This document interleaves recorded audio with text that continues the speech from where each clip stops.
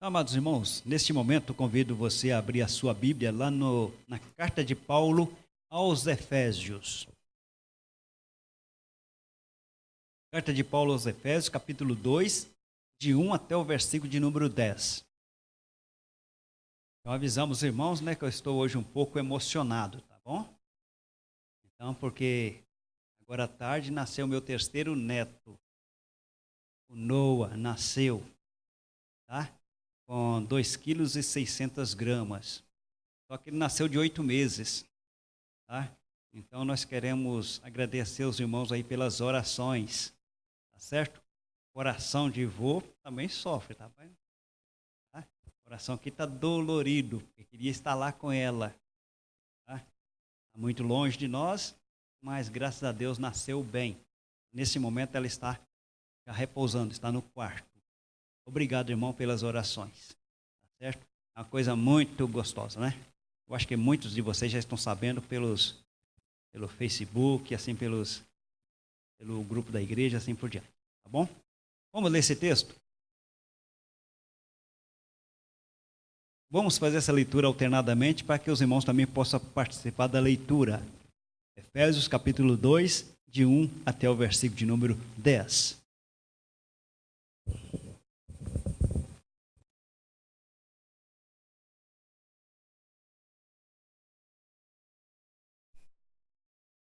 Diz assim a palavra do Senhor: Ele vos deu vida, estando vós mortos nos vossos delitos e pecados.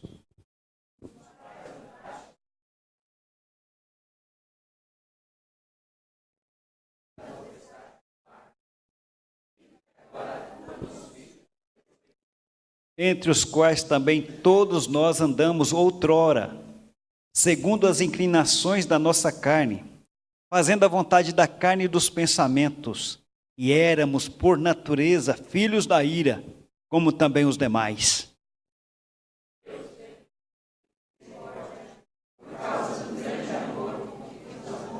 E estando nós mortos em nossos delitos, nos deu vida juntamente com Cristo, pela graça sois salvos.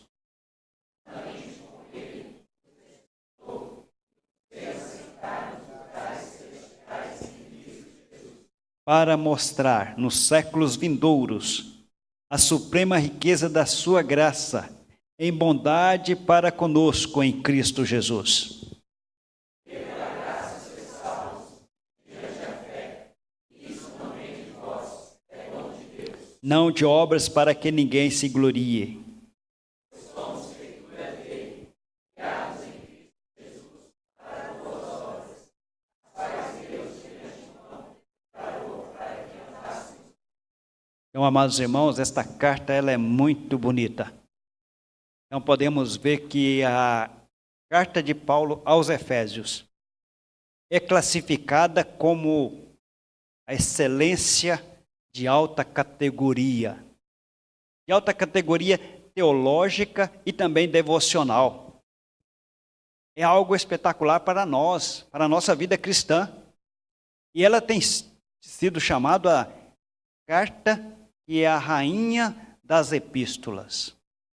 Olha só, essa é a categoria desta carta. E quando começamos a ler essa carta, nós já entramos em algo realmente maravilhoso. Você já leu toda essa carta, do início ao fim? Você já percebeu a riqueza desta carta? O propósito de Paulo para nós nesta carta? Então, Paulo realmente nesta carta, ele narra as dificuldades do homem sem Cristo. E também observamos também que ele fala sobre o pecado, duramente sobre o pecado. Que o pecado não é um produto de mentes ou dos estudiosos, que muitas vezes estão aí só para criticar. Mas também observamos que nesta carta resolve alguns problemas. Então, Efésios se torna algo fundamental para uma pessoa que tem Jesus Cristo. Quando você tem Jesus Cristo como seu Salvador, a mensagem desta carta parece que é um brilho em nossas vidas. Simplesmente ela radia algo extraordinário e os outros percebem. Então, Paulo, quando escreve esta carta, ele se autodenomina como o prisioneiro de Cristo. Você pode abrir Efésios capítulo 3, versículo de número 1. Olha como ele escreve aí. Por esta causa eu, o que está escrito aí? Sou prisioneiro de Cristo Jesus, por amor de vós, gentios. Mas ele também fala que é um prisioneiro do Senhor. Pode observar lá no capítulo 4, versículo 1. Rogo-vos, pois, eu, o prisioneiro no Senhor. Tá?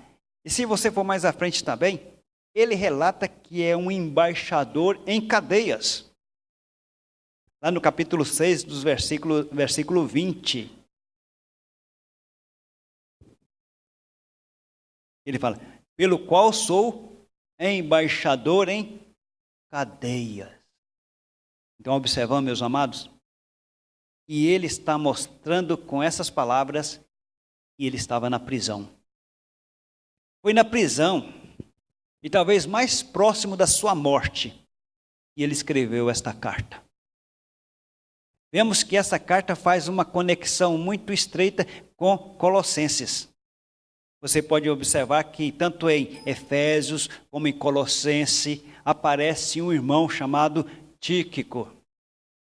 E tudo indica que era Tíquico que enviava, que levava essas cartas às igrejas. Tanto é que lá em Colossenses ele fala, quando Tíquico chegar aí, ele relatará tudo o que eu tenho dito. Então ele fala assim, Tíquico dará todas as informações. E Paulo chama esse irmão Tíquico. Ele era um amado e fiel ministro no Senhor, como está em Efésios capítulo 6, versículo de número 21. Ele relata essa irmandade com esse irmão. Mas nós vamos observar também que esta carta ela tem um destinatário. Pode observar que o destinatário é os gentios na carne. Aqueles chamados incircuncisão.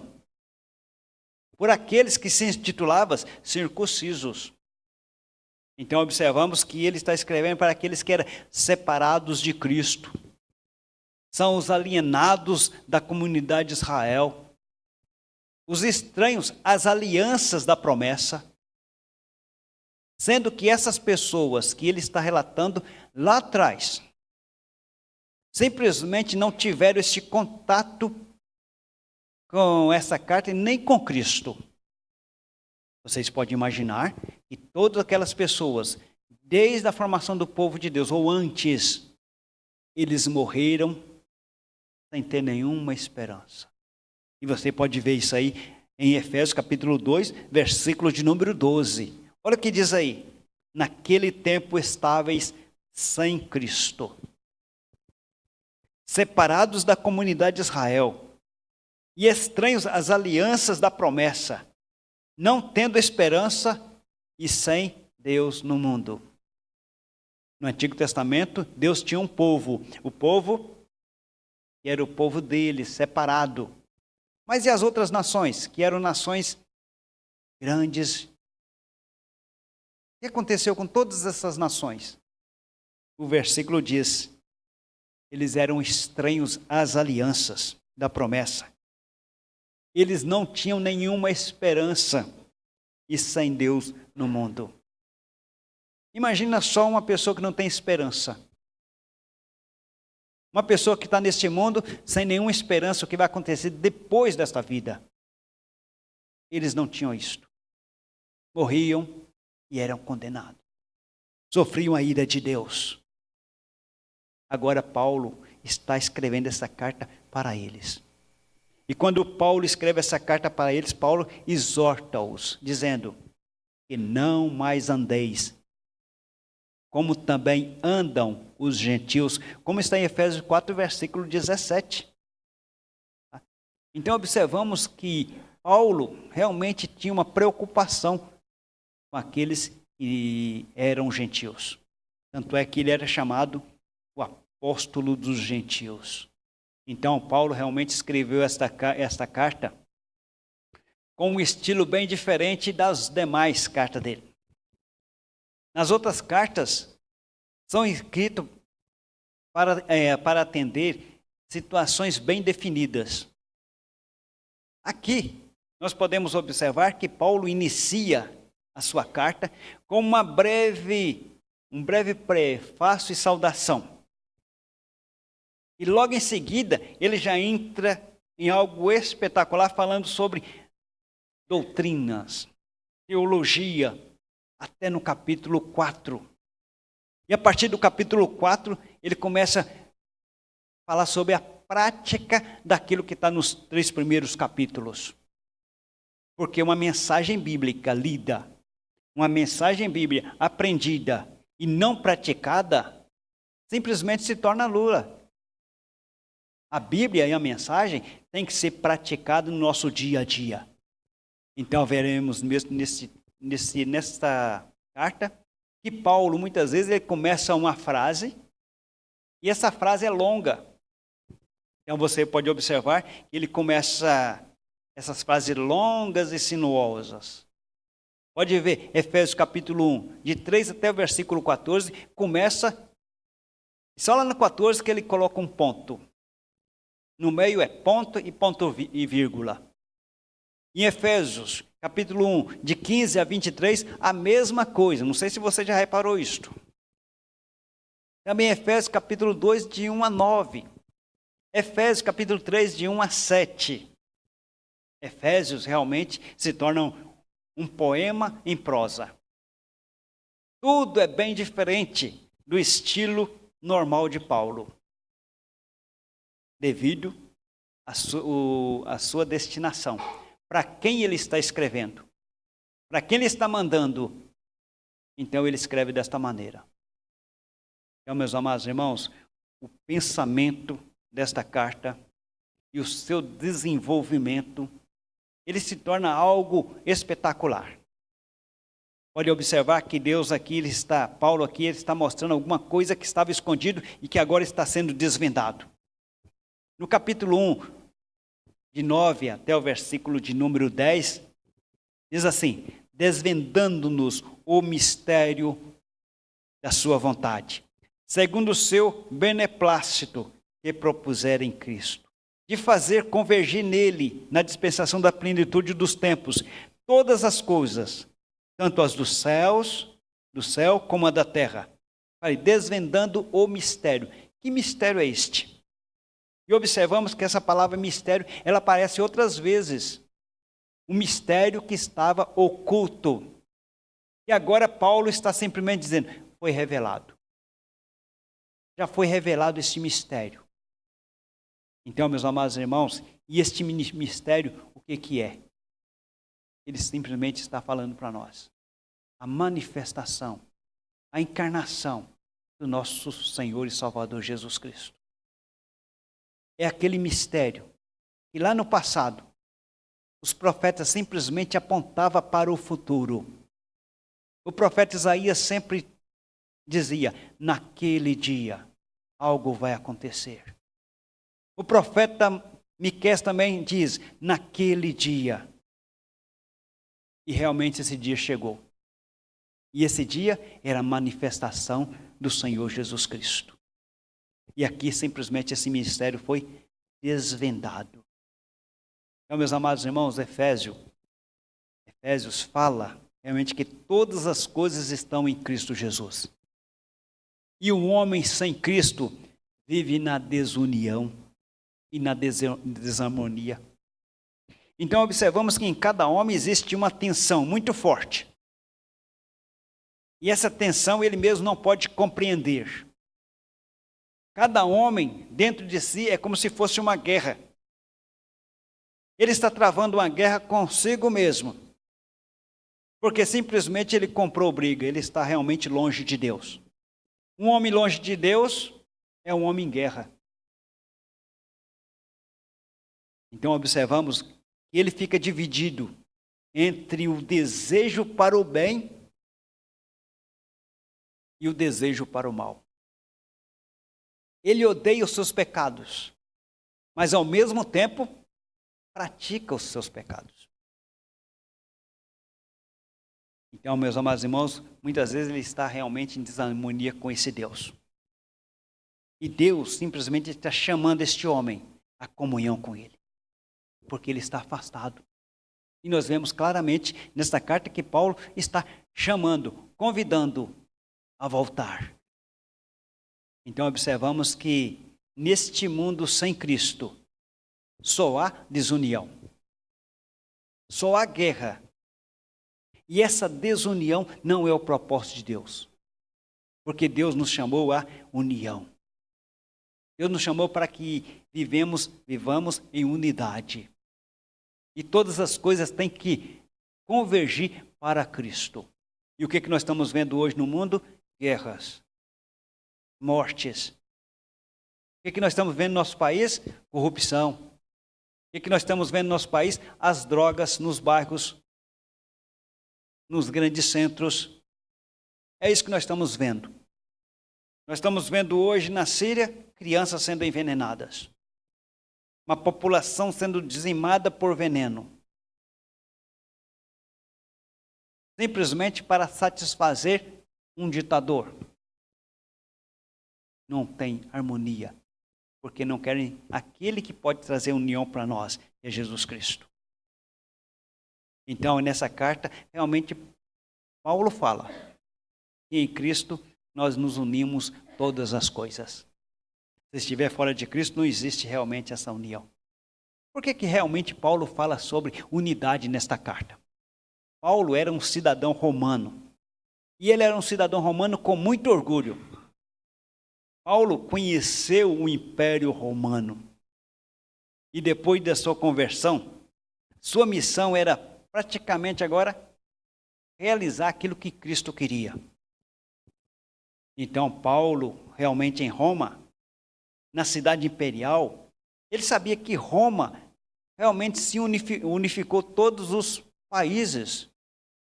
E Roma trouxe a pax romana, a paz romana. E aquilo ali foi muito real na vida de Paulo. E Paulo muitas vezes usou os exemplos, aquele exemplo, para transferir que nós devemos estar unidos em torno de uma pessoa, não deste mundo, mas em torno de Cristo Jesus. O que nós vemos hoje é países, estados, lutando e guerreando entre si. Existe uma guerra fria, e nós sabemos que existe essa guerra fria. Existem interesses, e nós sabemos disto.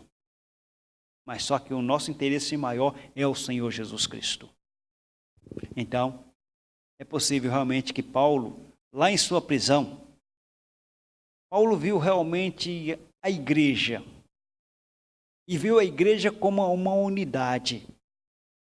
E ele usou aquela pax romana para aplicar a igreja como se fosse uma unidade só. Todos com o mesmo pensamento em Cristo Jesus. Então vamos observar que nos 3 primeiros capítulos, Paulo mostra a função da igreja. E a concepção da unidade em Cristo. O que Deus fez por nós. E nos 3 últimos capítulos, Paulo tem muito a dizer. Qual é o lugar da igreja no plano de Deus para trazer a unidade? Então, meus amados, a nossa missão como igreja é que todos sejamos um, por causa de Cristo. E o Senhor Jesus Cristo nos deu exemplo para isto. Ele realmente orou para que nós fôssemos apenas um. E o que nós vemos muito hoje é a luta, é a desunião, é um querendo ser maior do que o outro. E nós vemos simplesmente aquela unidade se desfazendo. E Paulo realmente é ousado em dizer que a igreja é o corpo de Cristo. E a igreja é a mão para fazer a obra de Cristo. A igreja é os pés a correr para a sua missão. A igreja é uma boca para falar a respeito de Cristo.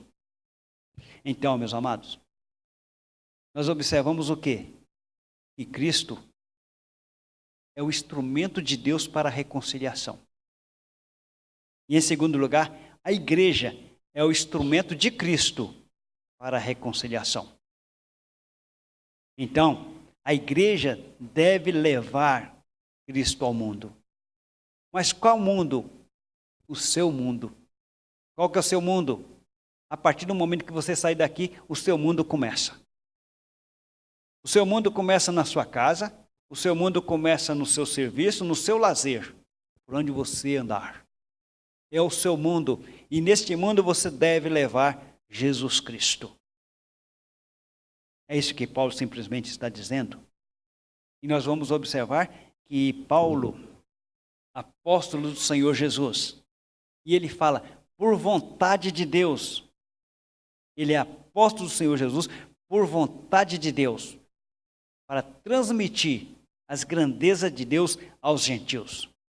Então, Paulo, como apóstolo de Cristo, ele falou, primeiramente, que pertencia a Cristo. E nós devemos falar todos os dias, eu pertenço a Cristo. Eu sou de Cristo. Eu trago em meu corpo o nome de Cristo, porque eu falo que sou cristão. E quando eu falo que sou cristão, eu tenho que dar exemplo de Cristo. Como na nossa lição de hoje de manhã, é com respeito à santificação, à santidade, que é parecer com Jesus Cristo. Eu tenho que parecer com Jesus Cristo. E por onde você passar, realmente você tem que parecer com Jesus Cristo.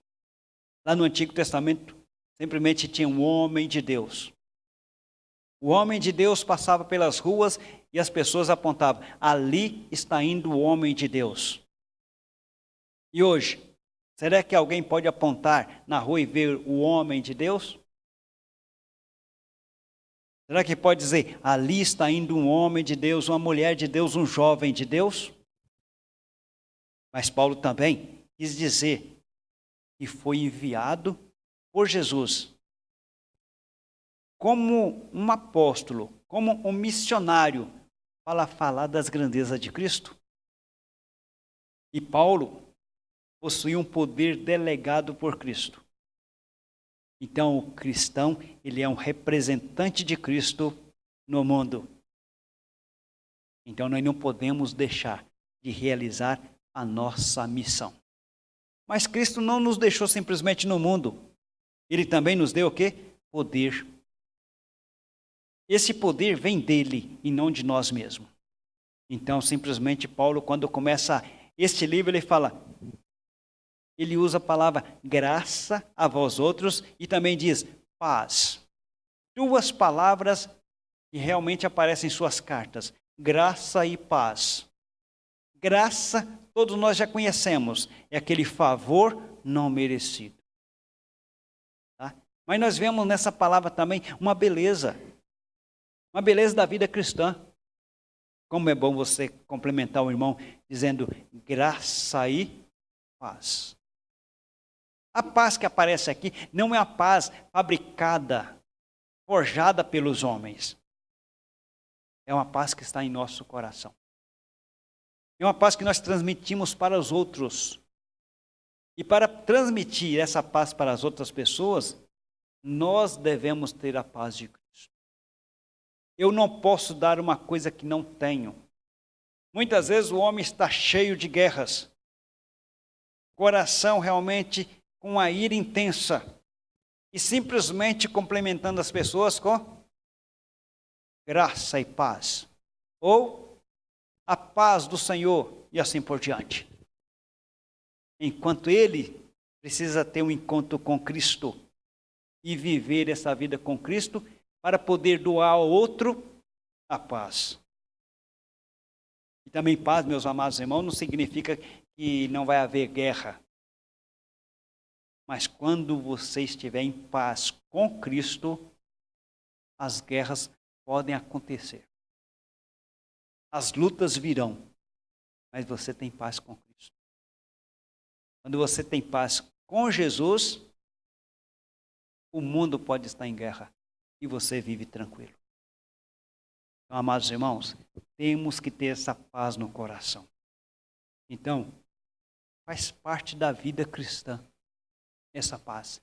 Seguir a paz com todos e a santificação, sem a qual ninguém verá o Senhor. No que depender de vós, tenhais paz com todos os homens. No que depender de nós. Então, amados irmãos, está muito relacionado com a palavra Shalom, que é tão conhecida lá do Antigo Testamento do hebraico. E é uma paz que vem do coração. E é uma paz que eu estou dando para outra pessoa. Mas uma paz que as pessoas veem no nosso dia a dia. Aquela pessoa tem uma paz e transmite paz aos outros. Então nós vemos nesse livro também que Paulo inicia dizendo sobre a nossa salvação e a certeza dessa salvação. Qual que é a certeza da nossa salvação? Porque tem muitas pessoas na igreja que não têm certeza de salvação e nem sabem para onde vão depois da morte. Muitos têm medo da morte, sendo que essa morte já foi vencida por Cristo Jesus. Qual é a sua certeza de salvação? Então nós sabemos que Paulo fala nesses primeiros capítulos, fala que nossa certeza de salvação está, porque eu fui eleito pelo Pai. Antes da fundação do mundo. Mas também fala que eu fui remido pelo Filho, ali na cruz do Calvário. Mas também fala que eu fui selado pelo Espírito Santo. E aí, quando você é eleito pelo Pai, remido pelo Filho, selado com o Espírito Santo, meus amados irmãos, isso aí traz ao nosso coração uma certeza completa da nossa salvação. E quando nós temos certeza da nossa salvação, nós não temos medo de mais nada. Estamos seguros para a vida eterna. Então, no capítulo 2, Paulo vem falar sobre a maravilhosa graça de Deus. Vem falar sobre coisas extraordinárias para levar o homem realmente a Deus. Quando ele diz, ele nos deu vida. Estando vós mortos nos vossos delitos e pecados. Antes de Cristo existia um delito. Esse delito era a situação mortífera da qual vivemos. Essa questão do delito está relacionada àquela pessoa que não consegue parar de pecar. Está na sua natureza o pecado. Por onde ele passa, ele está pecando. Mesmo quando ele faz uma coisa boa, não tendo Cristo, ele peca. As suas obras são obras mortíferas. Não tem nenhum valor para Deus. Então, diz assim, não tem como não pecar. Ele é um pecado na sua natureza carnal. E é impossível deixar de pecar. E o pecado é a transgressão da lei de Deus. O pecado, ele é universal. Comumente nós temos a ideia errada de pecado. Prontamente concordamos que um ladrão, um assassino, um maníaco, talvez o bêbado, o corrupto, são pecadores. Porque simplesmente traz uma desordem na sociedade. Isso aí nós vemos que são exemplos de pecado. Paulo, quando ele escreveu em Romanos capítulo 3, versículo 21, ele falou, todos pecaram. Pois todos pecaram. E fala, e destituídos estão da glória de Deus. Todos os homens, sem exceção, são merecedores do castigo eterno. Ninguém que vai para o inferno, eles não vão, eles vão para lá porque eles merecem. E todos aqueles que estão indo para os céus, vão para os céus, mas não merecem. Estão indo para o céu por causa dos méritos de Cristo Jesus. Então, meus amados, as nossas boas ações não nos salvam. Tá? Então, para ter realmente a salvação, vai além das boas obras. Vai além de um monte de coisa que se diz por aí. Vai além simplesmente de ir numa igreja, cantar, louvar. Salvação significa que nós temos que reconhecer que somos o quê? Pecadores, destinados ao inferno por merecimento. E reconhecer que nós violamos a lei de Deus. E o homem tem que sofrer a ira de Deus, porque é um transgressor incorrigível. Então, quando percebemos o que é o pecado, nós não sabemos nem como freá-lo. Então, talvez o mundo fala que nós inventamos o pecado simplesmente para frear a maldade do mundo. Então, mas nós vamos observar que o pecado, ele está em todas as pessoas. É um fracasso realmente de qualquer pessoa na esfera humana. O pecado é morte em vida. A pessoa está andando pelas ruas, mas está morta em pecado. Então nós vamos observar que existe realmente os efeitos do pecado. Pode observar que o pecado, ele mata aquilo que é mais inocente em nossa vida. Quando você nunca pecou, aquele pecado habitual. De repente, quando você comete o primeiro pecado, fica mancha, fica marca. E essa marca sempre vem na nossa memória. Eu pequei em tal dia. E mesmo depois de convertido, esses pecados vêm à nossa memória. Porque existe o quê? Uma marca do pecado. O pecado, simplesmente, ele nos marca por dentro no coração. Não tem como tirá-la jamais. Mas pela graça de Deus, Deus remove. Mas deixa sempre a marca para quê? Para que você não caia novamente. Um mesmo erro. Então, meus amados irmãos, o pecado, o resultado é que o pecado deixa os seus efeitos permanentemente em um homem. Pode observar também que o pecado mata os mais altos ideais. Então vamos observar que na vida de muitos é uma espécie de processo trágico. Nós vemos que a pessoa realmente considera que é terrivelmente errada. É terrivelmente errado fazer determinadas coisas. E depois vem o outro estágio, que a pessoa é tentada e ela simplesmente comete. Mas mesmo assim, ela não quer acreditar naquilo, mas ela comete. Depois ela vai, peca novamente. E ela simplesmente vai cauterizando a sua mente de tanto pecar. E ela começa a acostumar com essa situação. E depois se torna uma pessoa incorrigível. Já está acostumada com o pecado. Quantas pessoas têm vivido assim? Começa a pecar, a princípio ele começa a achar que é pecado, mas faz, depois simplesmente vai só subindo na escala do pecado, até ele se acostumar com ele. Aí se torna um quanto mais. Então, amados irmãos, no final, o pecado mata realmente a vontade. Então o homem vai se envolvendo com prazeres proibidos. Isso aí vai se tornando um hábito. E depois se torna uma necessidade. E aí, de repente, ele não se domina mais. Vocês conhecem aquele ditado: semeia-se um ato e colhe-se um hábito. Semeia-se um hábito e colhe um caráter. Semeia-se um caráter e colhe um destino. Então, nós vamos observar que existe um poder assassino do pecado.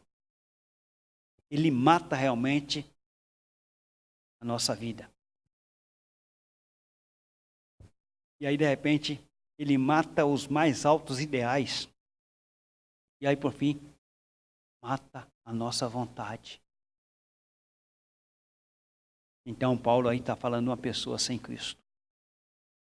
É uma pessoa que vive segundo os padrões deste mundo. No cristianismo existe padrão. Mas o mundo diz que perdoar é um sinal de fraqueza. Nós temos que vingar.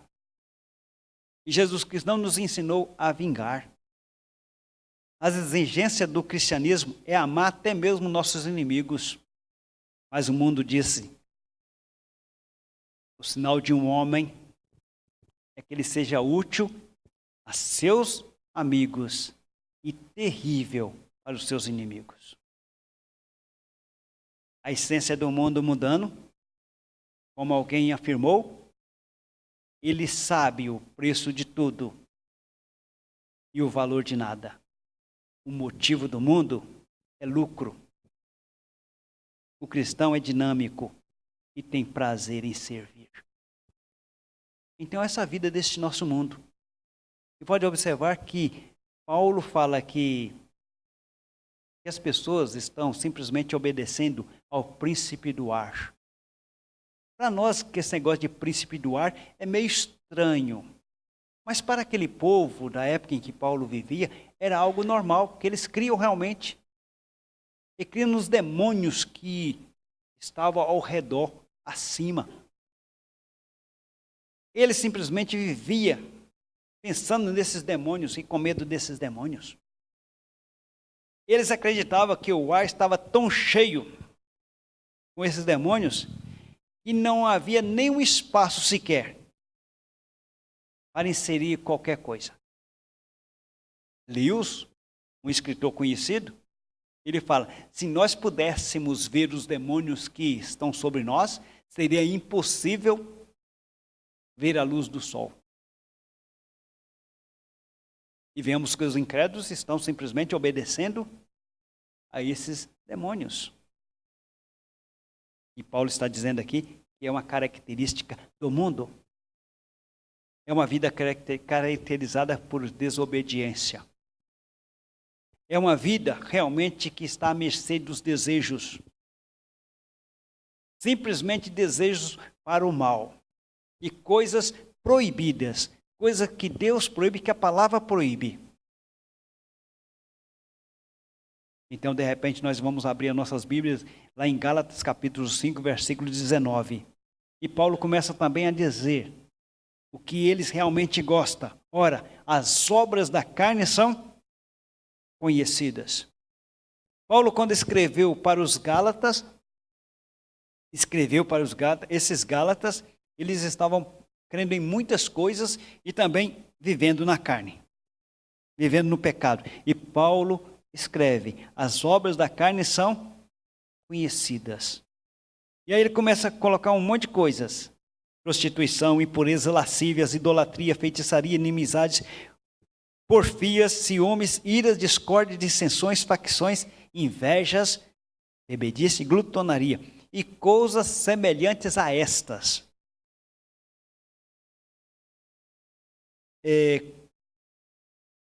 Como já outrora vos preveni, não herdarão o reino de Deus os que tais coisas praticam. Então ele diz, as obras da carne são conhecidas. Faz parte da vida do homem aí no mundo. Mas não pode fazer parte da nossa vida. Porque nós somos pessoas que têm o Espírito Santo. São pessoas que vivem no Espírito Santo. São pessoas que estão cheias do Espírito Santo. São plenas do Espírito Santo. E Paulo fala como ser cheio do Espírito Santo quando ele fala sobre o fruto do Espírito. E começa com amor. Então, meus amados, nós observamos que nós temos que reconhecer que nós somos pecadores. mas também temos que reconhecer que a obra de salvação está na pessoa de Cristo, o Santo de Deus, o Cordeiro que tira o pecado do mundo. E como Pedro falou ousadamente, talvez até gritando, e não há salvação em nenhum outro, porque abaixo do céu não existe nenhum outro nome dado entre os homens pela qual importa que sejamos salvos. Então, não é simplesmente esquecer dos pecados de outrora, mas nós precisamos reconhecer a obra de Cristo. Esse Cristo que morreu por nós, esse Cristo que padeceu ali na cruz, pagou um alto preço para que nós não fôssemos para o inferno, nem sofrêssemos a ira de Deus. Éramos culpados diante de Deus. Devido ao nosso pecado, estávamos longe de Deus. Por causa da nossa culpa. Você foi simplesmente considerado o quê? Culpado. E o culpado tem que receber o castigo. E o castigo daquele que é culpado é sofrer a ira de Deus, o inferno eternamente. Mas Cristo sofreu a ira por nós. Cristo sofreu a ira por nós ali na cruz do Calvário. Então, quando Cristo sofreu a ira de nós ali no Calvário, Cristo tirou a nossa culpa. E nós fomos considerados justificados, salvos, por causa dos méritos de Cristo. Então Jesus pagou este alto preço. Jesus não brincou de cruz e nem de simplesmente ser um sacrificado, um mártir. Jesus sofreu o horror da cruz por causa da nossa vida pecaminosa. Então, quando eu tenho Jesus como meu Salvador, se Ele morreu na cruz, eu também morri. Os meus pecados foram cravados na cruz do Calvário. E quando Jesus Cristo ressuscitou, eu também ressuscitei. Uma nova vida. E agora, essa nova vida está em nós. E nós vamos manifestar essa nova vida para aqueles que estão em pecados. Então, meus amados irmãos, coisa maior Jesus já fez. O que era impossível para nós, Ele já fez.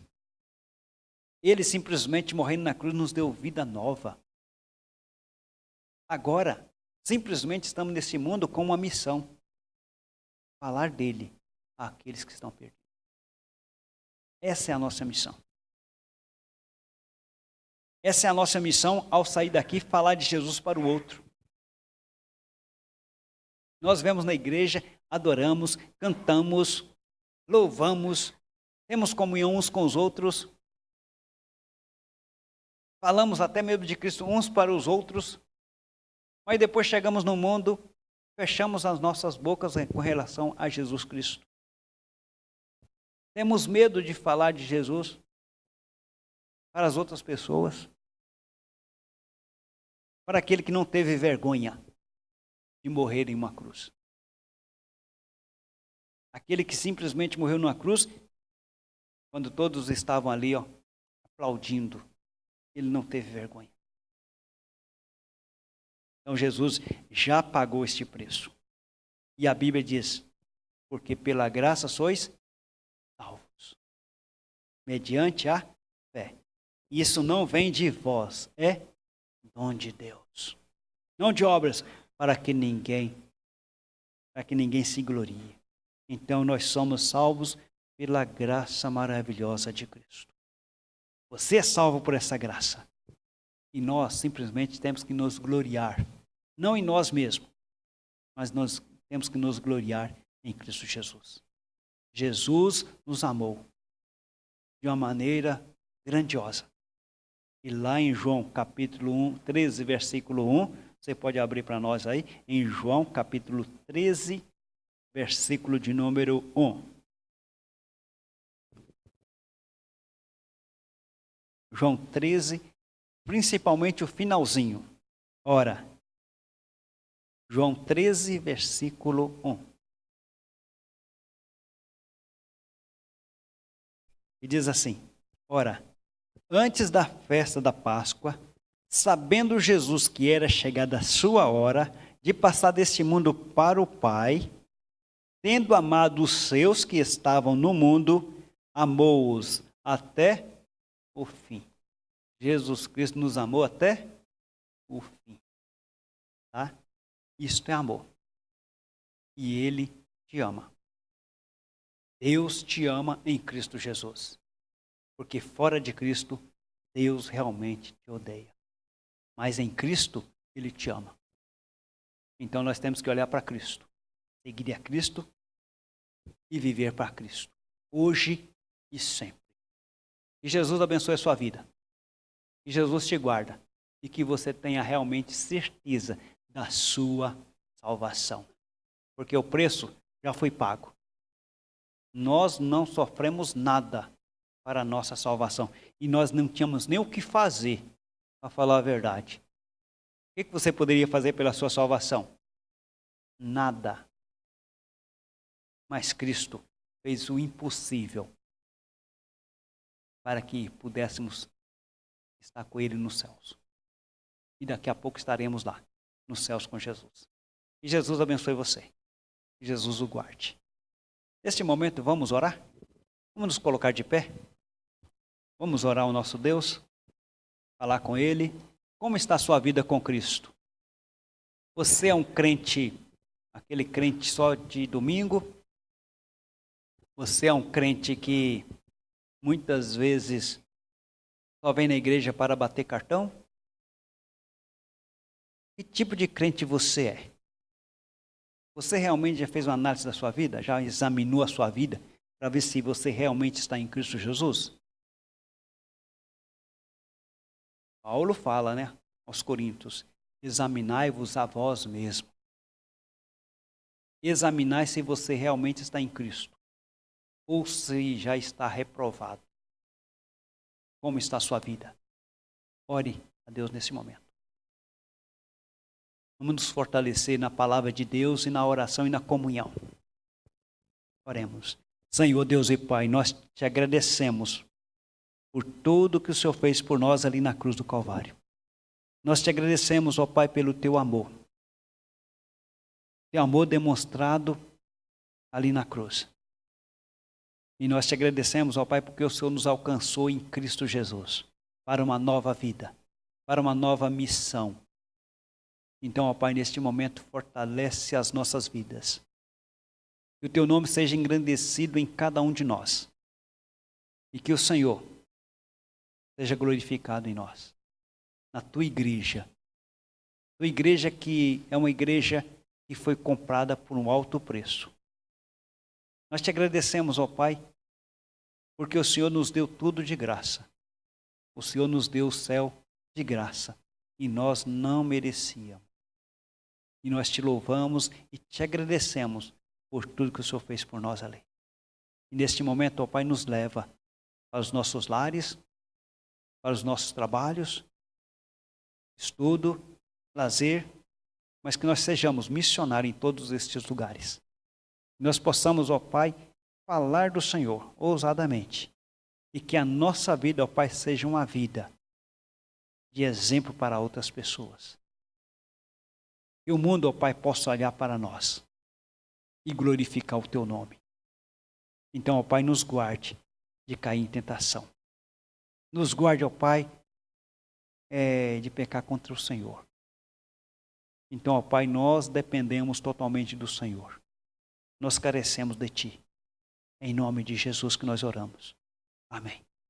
Que a graça de nosso Senhor e Salvador Jesus Cristo, o amor de Deus, o nosso eterno Pai, a comunhão, a consolação e o poder do Santo Espírito esteja sobre vocês, irmãos, e sobre a igreja de Deus na terra, hoje e sempre.